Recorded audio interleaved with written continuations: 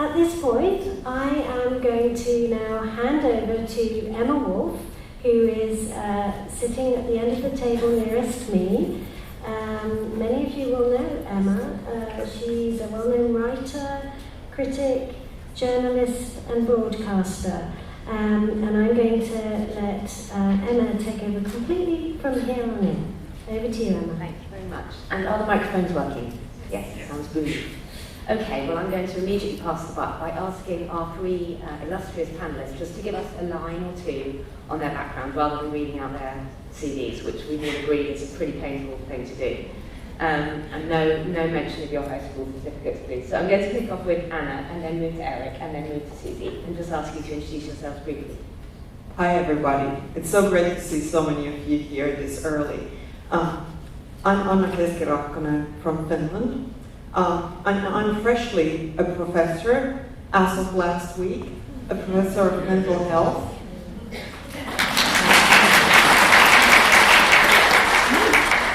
And although I hope I look young, I've been working with eating disorders for 20 years. So everything, epidemiology, prevention, treatment, all kinds of things. So these things are really important to me. And now I hope to be able to help some more in a more official position in my home country, Finland. Thank you.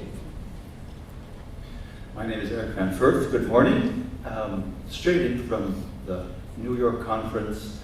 I'm Dutch. I'm a clinical psychologist, and I've been working with eating disorders, with people with eating disorders for more than 30 years. There's a huge experience behind it, I realize. I work in Leiden, in the Netherlands. I'm a professor of eating disorders, and what's been a life changer for me is working with people with a lived experience and incorporating that into our specialized program.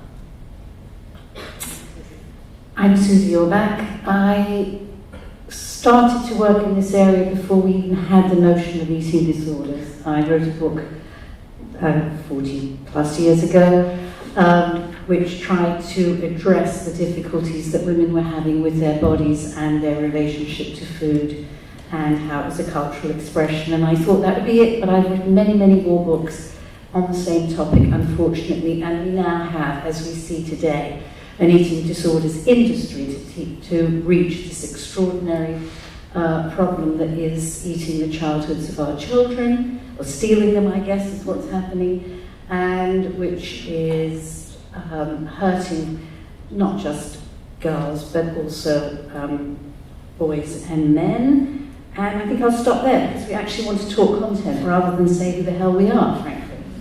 Yeah. Okay, well, I'm glad Susie mentioned obviously her critic book of over 40 years ago, Fat as a Feminist Issue, which was first published in 1978 and has been, for any writer out there, has been continuously in print for 41 years, which is pretty amazing, and also has changed. I wish not, frankly. And Susie actually spoke at the opening Eating Disorders Conference here in 1993, which was another amazing, and where did the decades go? It's just, I don't know.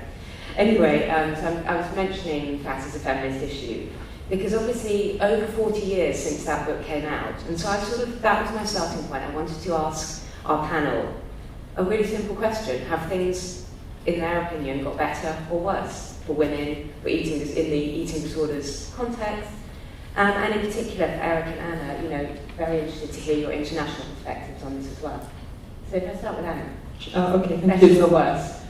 I think worse in a sense. Before it was just girls.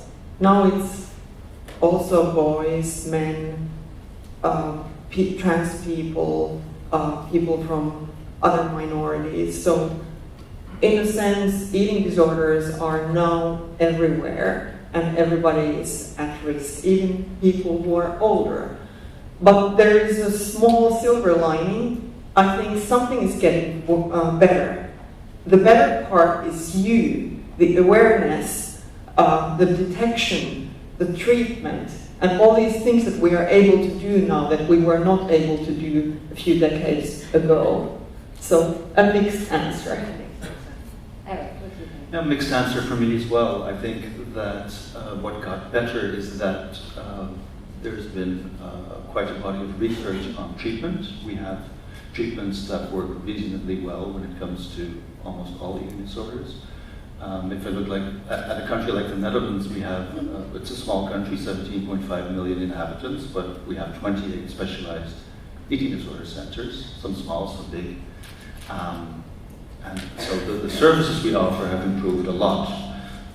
The worrisome part, I think, is that we're still, the majority of individuals with an eating disorder do not receive treatment. And that is very worrisome. And I'm sure we'll talk about that more. Yeah, and in fact, when I was filming on Supersize vs Super Skinny, Amsterdam is the place that we went, so you're very much at the forefront of those clinics. It's absolutely fascinating seeing the work that you're doing there. Susie, what do you think?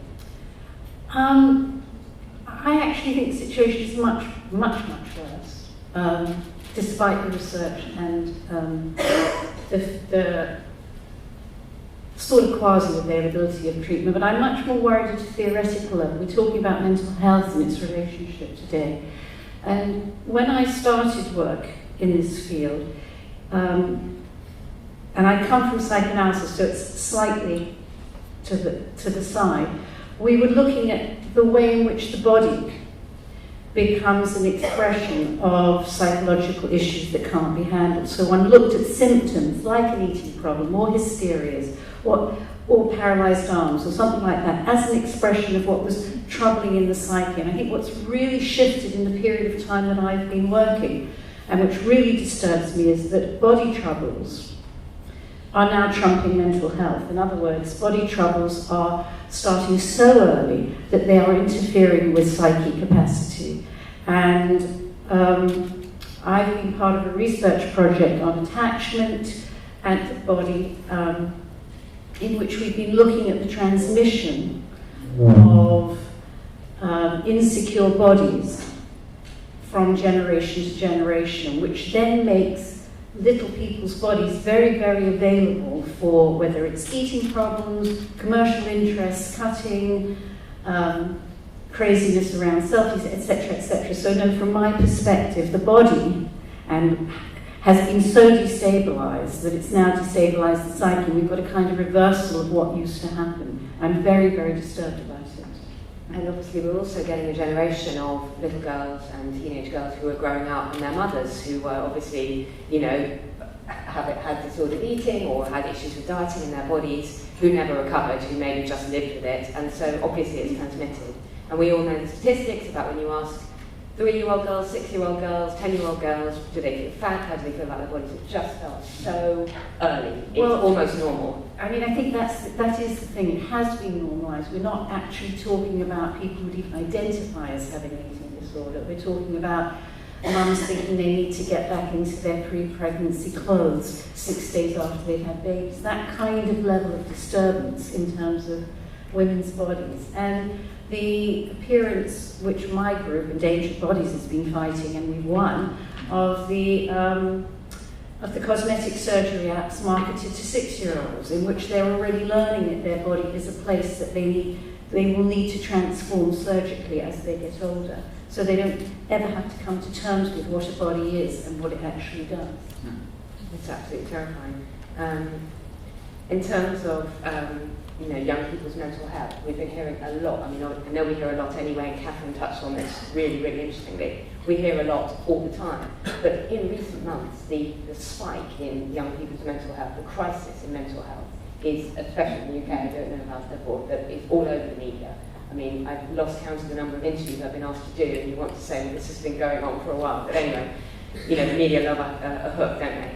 And I'm just wondering, from your perspective, is this crisis real? Is it just greater awareness? Is it just better diagnosis? How is that balance?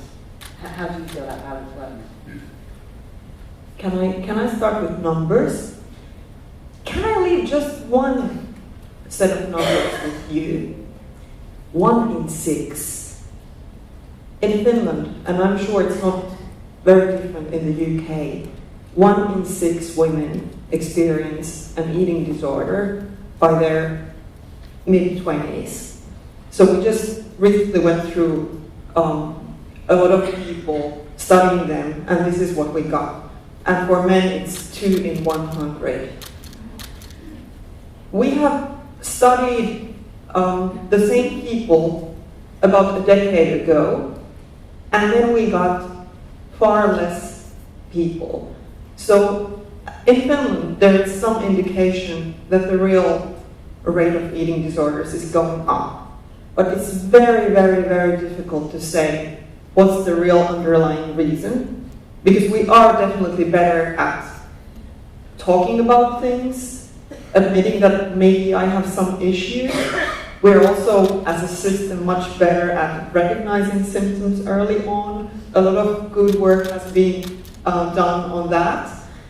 And we are maybe also a little bit better at treating things. So it's not just eating disorders. We've seen a huge increase in the diagnoses of attention deficit disorder, autism spectrum disorder, and I find that very worrisome. There's a huge medicalization of behavior. The society's become far less tolerant when it comes to what I call weird behavior or strange behavior, which I love, by the way. I'm very in favor of weird behavior. And different. And different, yeah, I like weird, but different behavior is fine too. At the same time, we have an increase in social media use, parents wanting their little kids to be influencers. There's a whole industry when it comes to money making via children or young people to be influencers on social media. Yeah. So the norms are so strict in many ways. Social media is almost a whole different session. It's such a huge part of this. My new book, Wellbeing, just came out, and that is very much all speaking to so many young women about that pressure from social media. I'm sure Susie has thoughts on that in terms of the vision, the sort of visibility of women's bodies constantly, day in, day out online. Yeah, thank God I'm not young. No, really, I mean it, because it's very hard to counteract it, and we can give all sorts of. When I was talking to some Cambridge students last week, and they were like, we can't get off social media, and they don't even know how to leave those damaging sites and then go and purify themselves with an activist site for as much time. They literally are captivated. And I suppose I want to raise something else that's going on. I don't know whether this makes sense to all of us on the panel, is that at the same time as we've got the total craziness around body, we've also are facing at the same moment the kind of dematerialization of body with AI.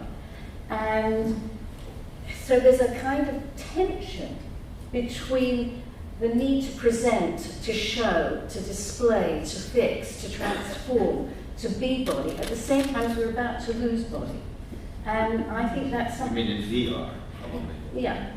And I think it's a really interesting moment where we're actually losing bodies. We're losing them internationally because we know that we've sold the Western body as a form of body hatred all over the world and as a form of modernity, or entering into it. But we're losing body variety, just like we're losing weirdness in terms of what you were just saying. But we're also about to lose bodies in the next 2 generations. And that's another issue, I think, for what are we trying to grapple with when we're what is being grappled with behind eating disorders? Because it's a hell of a lot of stuff, and it isn't simply psychological, it is also social change, and we need to put that on the agenda. And that feeds into what you've mentioned about the rise of the cosmetic surgery industry, the kind of commodification of body, where it's seen as something that you modify, like a car, that you have to upgrade, tweak, change, rather than living inside your body, being yourself, this kind of separation, this thing that you display in your selfies, in your constant, your website, your uploads. So it's a really odd and frightening time. And I have a small thing to say about social media, although a lot of these things are kind of scary and also a little bit out of control. I have 2 preteen girls who are on their phones all the time, and there is no way of getting them off their phones. But the small positive thing that I'm seeing is people have more variety in the sources and models they look up to. So these are getting much more diverse. Is body positivity a thing where you guys come from? Huge. It's huge, but it's also doesn't quite work. Yeah. On the one hand, it's a fantastically progressive idea. On the other hand, there are people who have very troubled bodies who want to say they feel okay. And it's not, if it were a bigger social movement, I think it would really help. But and it may be a gene-environment interaction kind of thing. So if you're sensitive to all sorts of environmental stressors, if you've got an anxious constitution, you might be looking for more security into thin bodies, and actually on Instagram follow all these Fitspo or Thinspo or all these young women, and so you're constantly reinforcing your own ideas about what you should achieve, which doesn't make you feel that good. I agree, and it's all well and good people following Fitspo and Thinspo and health every size and fat acceptance and all these different movements and all, but it's still a relentless focus on women's bodies, which I feel is problematic. We're still judging people by their size and by their appearance. And I know Susie, has written so widely, but recently spoke about the assault on women's bodies, which to me, as a woman, just feels such a powerful and such an accurate, the assault on women's bodies. Can you talk a little bit Well, about I think there's been a war going on for a long time against women's bodies, and I'm not going to talk about rape as a weapon of war, but or I'm not even going to talk about FGM, I'm going to talk about what happens here, and the fact that the richest man in Europe is head of Zara. Let's just think about what that means, what it means in terms of the production of fast fashion and what it means about clothing and all of that. And the richest woman until 18 months ago when she died was Liliane Bettencourt, who had 30% of L'Oréal. So we're talking about major industries. We tend to think of the beauty, the fashion, the visual, the style industries as being trivial. They really, really aren't. And they seep into all of our consciousness. Now, something I discovered last night that I didn't even know is that if you wear a dress and it's on Instagram, that is it, you can never wear it again. So I thought you wear the dress and then the influencers buy that dress, but no, you can never wear it again. So it means that we know how polluting fashion is, we know how destructive it is in terms of labour relations. We know that it's not just in Bangladesh, but it's also in Sicily and in London that women are working in slavery-type conditions, and we know it's polluting things. I think we need to take on the industries. And it's not just women's bodies. No, I might say it's men's bodies. Yes, too. I would say that the agony that I have heard is that my 3-year-old granddaughter is into display in Disney, and my 8-year-old grandson is into six-packs. Now that is absolutely crazy. Yeah. Okay, six-pack is slightly associated with moving your body, whereas hers is more associated with this display. But it's both crazy. We have a very, very troubled cultural moment for children, in which, that's why I say their childhoods have been stolen. They are being made to produce bodies as though there is something they make, rather than something, as Emma said, we live from. Make money. Absolutely. which comes back to the commodification. And absolutely, when we say, and it's easy to refer to women, I think when we say young girls and women, all of us are acknowledging that this is spreading absolutely across to men, to young men as well, and to not just boys, but to young men. Yes. This terrible, relentless pressure that women have had for decades is absolutely now spreading across, and obviously the rising male eating disorders, which again is all to do with greater diagnosis and greater awareness and theatre. So what can be done? This is what I want to move on to. From my perspective, I don't think that treatment was ever there. I don't think it's done. I don't think you've cracked it, all of you. So I would say, as someone who had anorexia for over 10 years, I think that we still need to find something new. We know that conventional treatment has really limited kind of efficacy, and we know that recovery rates are shockingly low in terms of psychological disorders.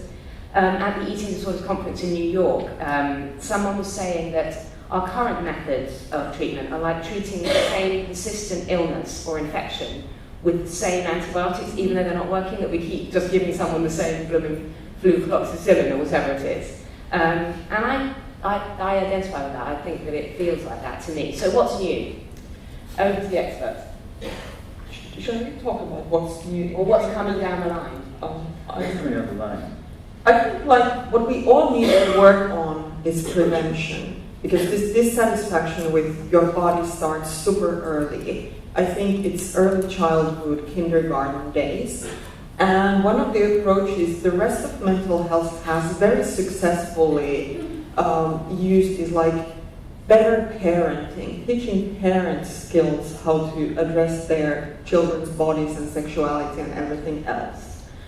So that's one thing. Another thing is schools.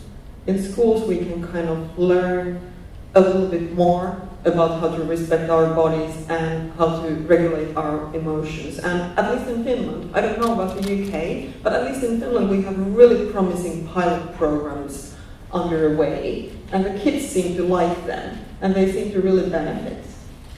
How about you, Eric? Well, one of the biggest problems, I think, is that we still know so little about the pathology of eating disorders. We understand so little. We've been talking now a little bit about the social, but there's also, of course, the psychological and the biological part. So a lot of effort has been put into putting into the genetic underpinnings of eating disorders, and I think that is a major step to find out more about what genes contribute and how they contribute, which is a huge international effort. That's one part of the equation. And there's the treatment part. Yes, treatments leave much to be desired, and most people never receive treatment. Prevention is really important, but difficult to do. But I agree with what you've said. I think early detection is the way to go. For example, in England, you have the FREE program run by Orbach and her group, which I love. Although early detection there is defined as up to 3 years, I would like to see someone within 3 months of the onset of the disorder, so that we can actually use minimal interventions to help someone get well, and actually prevent someone from ever getting full-blown psychological treatments. I hope that will never be necessary again. And too many young kids end up in a pediatric ward. If they end up there, it's necessary that they end up there. But please, for as short a time as period as possible, and then go start outpatient family therapy in whatever form. Can I add one more word? How many of you have school health nurses available in your system? Raise your hand if you have school health nurses. In Finland, we train them to detect eating disorders, and that's how you get like 3-month access to an expert.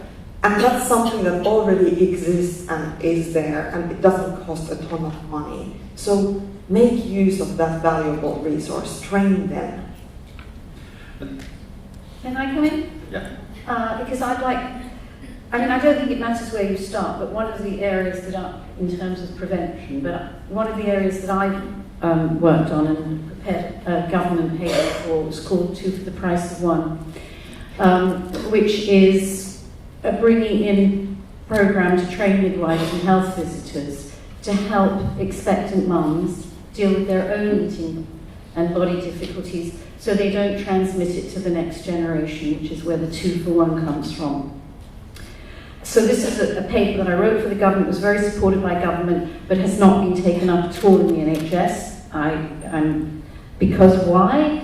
The midwives and nurses and health visitors are so overworked with explaining the medical tests now that expectant mums are taking because of the insurance implications, that they're not listening to mums. And this is not to blame them, but it's to say that it cannot be implemented. And I think if we're talking about prevention, and I really hope you're listening, NHS lead, this is a really important place to be putting in. It's very, very cheap to extend this, to really create an antiviral agent that can help mums and their babies be able to withstand what's going on. Because if you can start right, we know that in mental health, you can start right in relation to mental health and bodies and attachment, and if you can help mums look at their children and not at their phones, and if you can help mums be allowed to eat themselves and not be, there's a whole lot of things that need to go on. by the time they get to school, they're not going to be manipulating their food as a way of trying to solve problems. And if you actually support the teachers, who themselves are selling an anti-obesity story now, which is actually making people crazy in the home, so that there's so much preoccupation about food, and this is bad, and this is good, and that's being added to by the schools, and the whole orientation is completely wrong. It is adding to eating disorders. I mean, we need to do that. So school nurses, yes, but not if what they're doing is measuring a BMI. It's absolutely, completely and utterly useless and destructive in fact. Hugely destructive. And even as Susie and Eric and Anna are talking, just so many problems are feeding in. The linguistics of it all, the guilt around food, the anxiety, which is completely normalised. To be good means to have your salad, to be bad means to have a piece of cake. All of this anxiety around food that I see amongst people my age and younger and older, it just sometimes it feels overwhelming, I think, which is why the work that you're doing is so important. I want to leave enough time and I want to open it up because I'm sure that lots of you will have discussion points or questions that you'd like to fire at the panel. So can I ask someone to be bold and raise their hand? And Emma, we have radio mics, so... Lovely. Yeah. Radio mics coming to you. I didn't give you much warning of the Q&A, did I? Who wants to start? Hello, Dr. Nichols. Hi Eric, hi Anna, hi. Hello everyone. Nobody so far has mentioned the relationship between obesity and eating disorders. And we know that rates of obesity are going up massively, and that biggest risk factors for eating disorders are body dissatisfaction and restrictive eating, dieting. The two clearly go hand in hand, and yet it seems to me, and this is largely aimed at Catherine Pugh, that there's a lack of joined-up policy about eating disorders and obesity. And I just wondered what your thoughts and comments were about whether that might account for some of what we're seeing at the moment. Well, I wouldn't agree that obesity and eating disorders go hand in hand, but I would agree that there's so much disordered eating at both ends of the spectrum that it's all leading. Maybe that's kind of what you were saying as well. I wouldn't. Yeah. Would you say that? I mean, from my perspective, most eating disorders don't show. Right. So it's only when you have troubled eating that shows that people notice, and I think the division between various different forms of trying to manage food and the psychological things is kind of damaging because it doesn't help.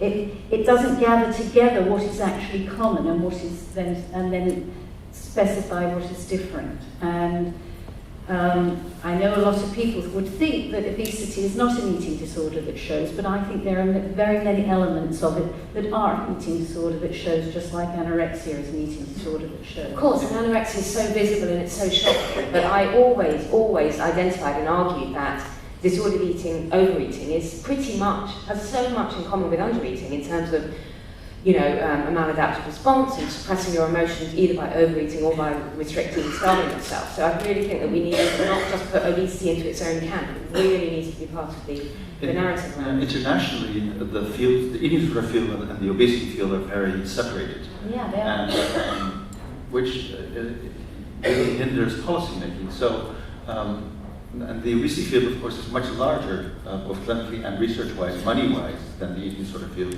It would be so nice if the two fields could collaborate so much more when it comes to policy making and to understand the relationship between obesity and eating disorders much better. Yes, and if we can tackle the whole hierarchy, the idea that there's somehow superior to restrict because of the whole dieting culture, that it's superior, and then the shame increases as you go down. There's so much hidden bulimia and binge eating and overeating and all of that. Anna? I think there is a way to prevent obesity and eating disorders simultaneously. We just need to inform people that weight loss and dieting is not the solution. And in Finland there is like a strategy for children's obesity that's emphasizing building healthy communities, so limiting access to junk food, building cycle paths, making going to school a little bit more active so that people get physical activity during the day. But it also includes health literacy, and this includes learning to respect your body And I think these messages, as well as kind of like these lessons about like learning to regulate your emotions using ways other than food or extreme exercise, these are fully compatible with our message as people with strong interest in kind of like helping people with eating disorders. So, but we just need to work together more. Yeah, Susie.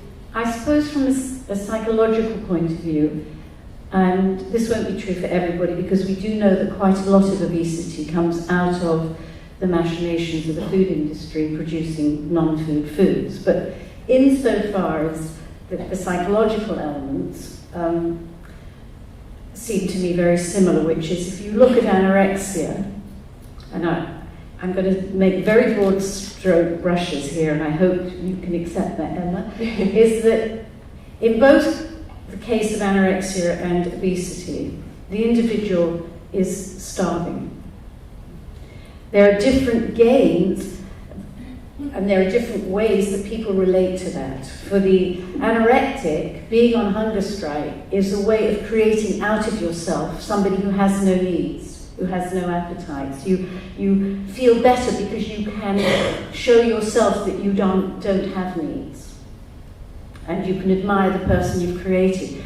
But the person who eats in advance of hunger is also denying need, because if you allow the need to exist, you can then respond to it. So there's something incredibly similar in the expression of eating more than you actually require at a time when you're not hungry, that has an emotional piece that is driven by exactly the same confusion about the capacity to need and to accept one's relationship to food or to an other or to dependency. So there are deep psychological things that get expressed differently, partly because of the patois of the family or also the culture at this moment in history. And I think we need to link those at the psychological level so that our messaging is much more clearly about how do we dare to have needs and how do we dare to meet those, rather than we need to live in a culture which is full of plenty and the survival mechanism is to deny. I mean, that is where craziness comes from. There's just so much to say there. It's almost painful listening to Susie, actually, in terms of how you express those needs or how you dampen them down. Anyway, I'm going to go to another question before I start to offload too much. Anybody else? Yes, there's one at the back. If you just wait for the mic to come to you. One.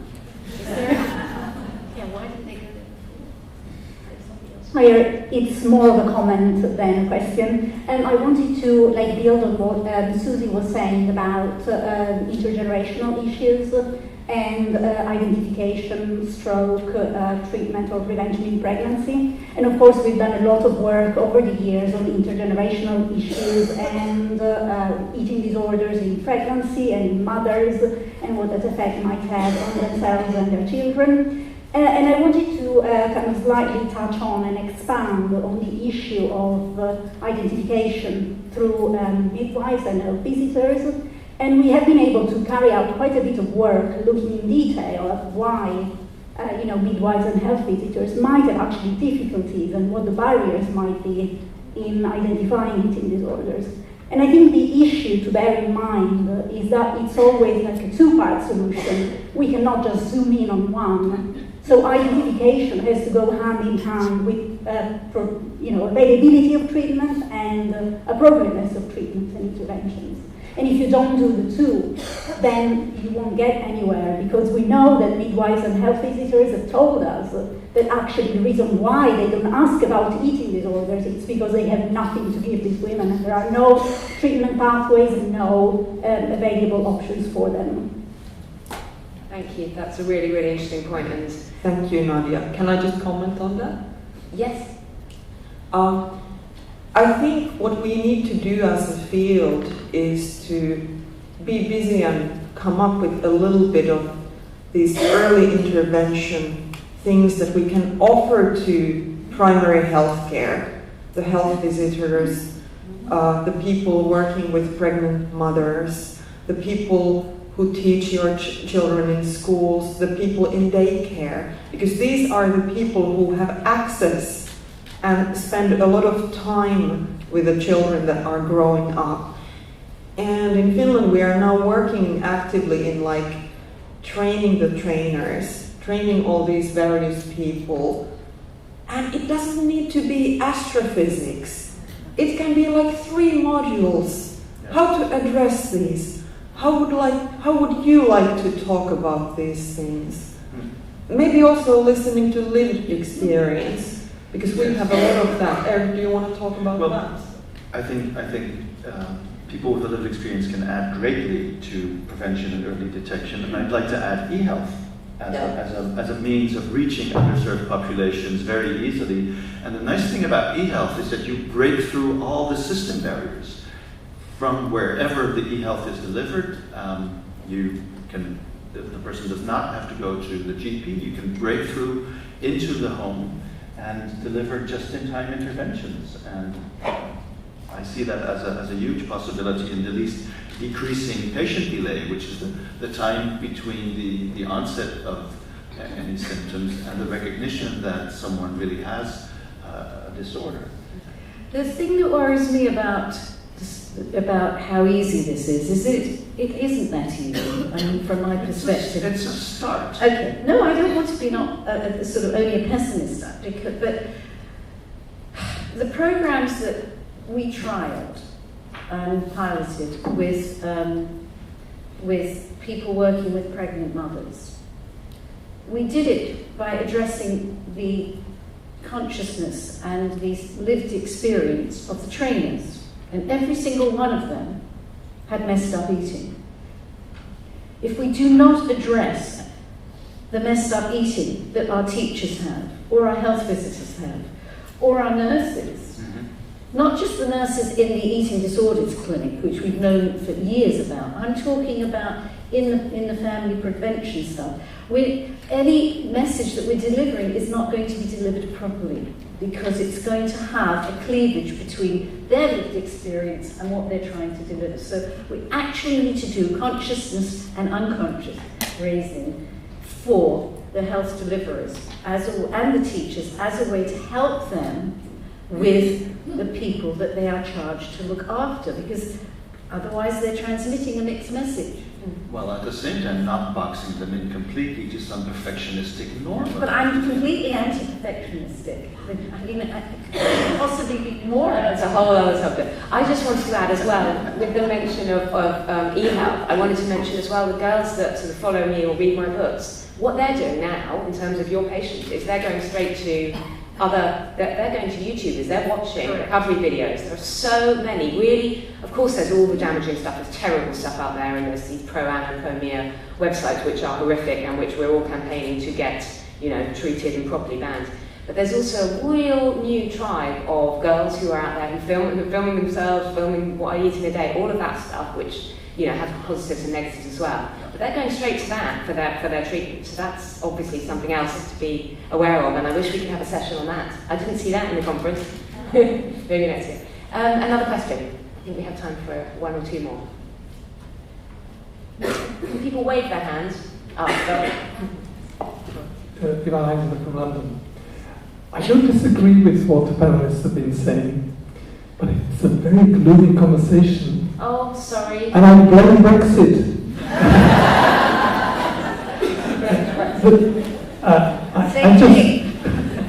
I just want to put another side of it. I thought it was going to be a Brexit-free zone. I'm sorry. Across the road. We just listened to Catherine Pugh talk about one of the biggest social experiments in terms of treating eating disorders that I think exists anywhere. And yes, all the things that people say, all the worries about social media, etc., I agree with all of that. Having said that, when Eric says he wishes you could get to people early, within 3 months, Keski says prevention, is worth more than anything else. Very early intervention, I'm not saying it's the magic bullet, but it does make a huge difference. Yes. Of course. Yeah. The investment in eating disorders from a government that's so crazy, that's allowing all kinds of madnesses to happen. And in spite of that, there's been really a massive investment. The fact that there are 70 services across England, when a few years ago, when we were beginning to discuss the access and waiting time guidelines, there were maybe a dozen. That's massive. And we are seeing kids in the way that Eric says. You know, when I look at our service, we do see kids who come at a point where all I can say is, I'm not sure you've got an eating disorder. And I see them once or twice. So, as I say, I'm not, wanting to be Pollyannish, but I don't want us to forget that actually there is something happening that potentially can make a really big difference. And I don't want us to be gloomy, but you did want to, the theme is about putting patients and carers at the heart of things, and I thought you might be interested in the perspective from people who have actually lived through it, lived experience. You will hear for the rest of the conference what's happening and the treatment and all of that stuff, but actually from someone who's in their 30s who has actually gone through it, it is important to say, people around me, I see what's happening, and Susie and Anna and Eric, we all said that we felt that it was things getting worse, not better, but obviously really, really important to talk about better treatment and more funding and all of that, and greater awareness. And did the others want to respond to that accusation of gloom and doom? I think a little dose of gloom is healthy. How many of you guys watch Nordic Noir? And she's wearing a bright, beautiful red dress. Yeah, but we can counter, and I think we need both optimism and pessimism in the room. If we have no hope, there is no work done. Now there is a great deal of work and initiative on many different levels. Yeah. And I'm super optimistic that we will be seeing some great results. Okay, we have 1 minute left, so I'm going to ask the other two for their dose of optimism to end on a high. Well, I'm an optimist by nature, and I think optimism and providing hope in treatment is essential, and I never give up. And I think that is really important. Having said that, I think that we need to do the right thing, certainly when it comes to research. So I don't think we need any more large trials when it comes to treatment. There is not one-size-fits-all kind of treatment. We should try and think more and study more the psychopathological mechanisms when it comes to eating disorders, be it biological or psychological, and do small targeted interventions to see if we can change that and actually help individuals. So personalized medicine, small interventions, that would be a good focus. And new ideas, because we're still trying to figure out what this all is, and the landscape is changing. Yeah. And Susie, can you end on a note of optimism?